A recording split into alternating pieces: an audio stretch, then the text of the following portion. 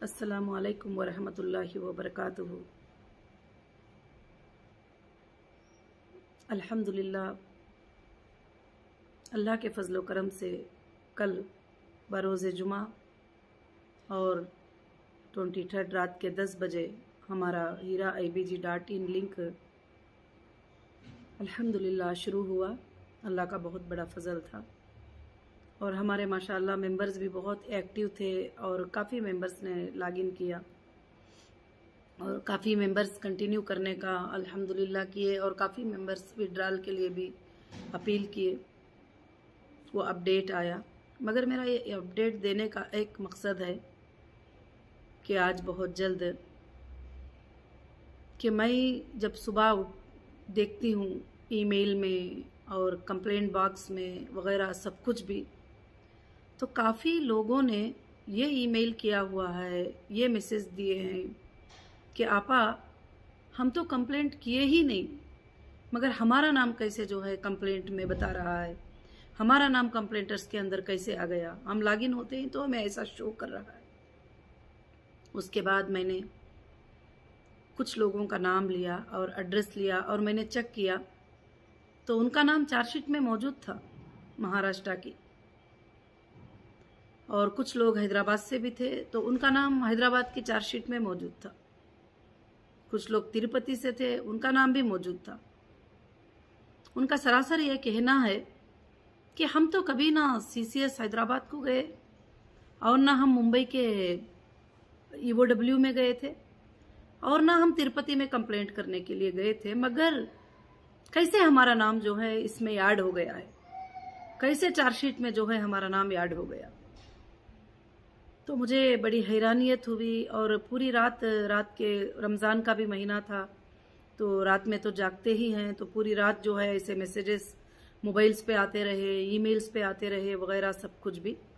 तो मैं एक बात ये बताना चाहती हूँ कि जो इस तरह के कंप्लेंटर है, हाँ वाकई में मैंने भी चेक किया, कुछ चार्जशीट्स में मेरे घर के लोगों का भी नाम उसमें कॉपी पेस्ट कर दिया गया है कि ये भी जो है कंप्लेंटर है करके। तो मुझे भी बात समझ में नहीं आई और ऑलरेडी पहले से तो वो था मुझे कि ये कॉपी पेस्ट ही किया गया है और इतने कंप्लेंटर तो नहीं है आने के लिए, और ये जो है एक फॉर्मेट को जो है कॉपी पेस्ट करके जो है लगा दिया गया है चार्जशीट में। तो मुझे बड़ी हैरानियत हो रही है ऑफिशियल्स पर, जब एक हिंदुस्तानी नागरिक होने का उनको एक फ़र्ज़ निभाना है, वो कैसे झूठ जो कंप्लेंटर वहां तक नहीं गए उनको कैसे याद कर सकते हैं। और दूसरी बात ये रही कि वाकई मैंने जो मेरे हालात गुजरे हैं उसमें मैंने भी देखा था कि जब मुंबई में मुझे पेश किया गया, यहाँ से 3 लाख रुपयों का FIR करके लाके वहाँ पर कोर्ट नंबर 36 में मुझे पेश किया गया जज साहब के सामने। जिस दिन मेरी पेशी हुई थी, आप रोजनामा भी चेक करेंगे तो आप देखेंगे कि वहाँ पर उस दिन मनीष औले सार ने बताया कि जज साहब मेरे पास 20 रिसिप्ट है, 20 रिसिप्ट में 500 करोड़ का स्कैम जो है नौहिरा शेख ने किया है। मैं भी उस दिन हैरान रही सुनकर कि 20 रिसिप्ट है और 500 करोड़, तो एक रिसिप्ट में तो 20 करोड़ होना ज़रूरी होता है। तो इस तरह से ऑफिशियल ने बहुत मिसगाइड करने की कोशिश की है।